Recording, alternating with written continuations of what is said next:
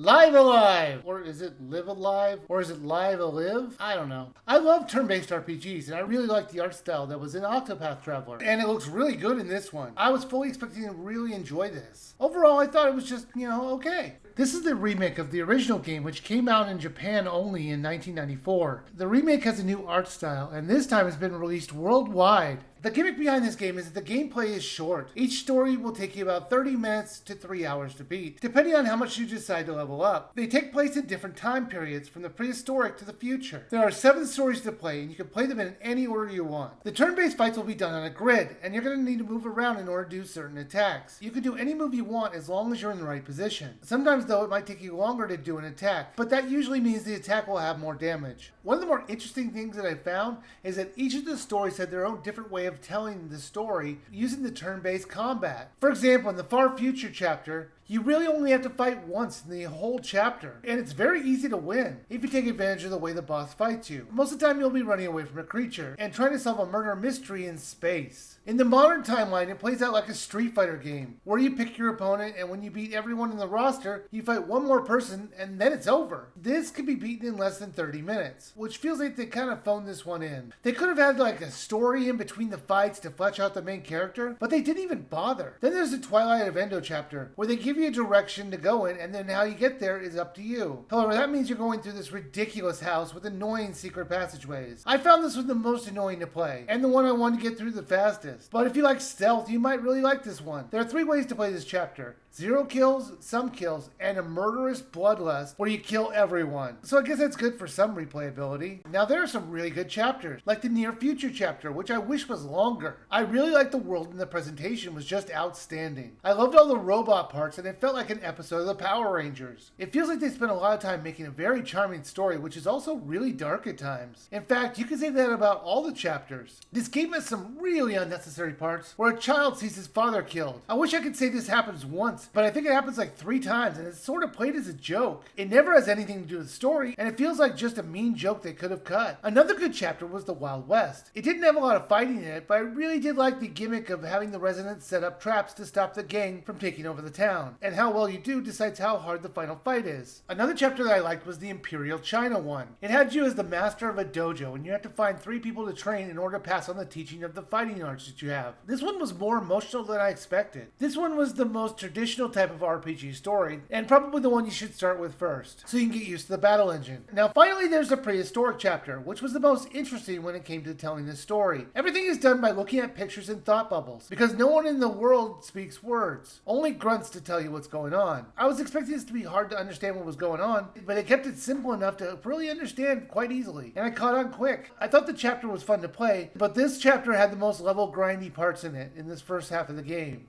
I say first half since after you beat all the chapters, there's more to the game. But after that, it's more about leveling up than the story, which is disappointing. That's not to say there isn't any more story, but getting stronger is definitely the objective. This is the main reason I enjoyed the first half of this game more than the second half. One of the strangest things is the way the experience points is given out. You could tell the game doesn't want you to level up anymore because it will make it much harder to get the points you need. I got to a point where I was fighting a mini boss and I got the same amount of experience as I got from a normal battle. And that shouldn't happen. They loosened this up in the second half, but they should have let you be able to skip the enemy's turns or at least speed up the action. I enjoyed the music in this game as well. The boss music had Megalomania in it, and that was the first time I've ever heard that song. And I really enjoyed it. And it was fun whenever it came up. You always knew this was going to be one big fight. This game has voice acting in it, which I always love. But here's the thing. Sometimes the voice acting would go faster than the text itself, and sometimes it ended the text box before it even finished, because the voice had already finished. There is quite a bit of replayability in this game, by finding secrets throughout the chapters. Plus there's a few endings to the game as well, so you're going to need to try and strive to find the best one. Live Alive was interesting. I liked the idea of having 7 different stories told in very different ways using the same battle mechanics. The stories didn't always work, but I appreciated the way it was presented. It was very creative. This is normally $49.99, and I would say wait for it to go on sale. Like I mentioned before, some of the chapters are not great, and they feel hollow, especially the Modern Times one. I feel like this game was just okay overall. It's not a game I'm going to replay, but I'm glad I played it. So if you're going to try it, I would wait for it to go on sale.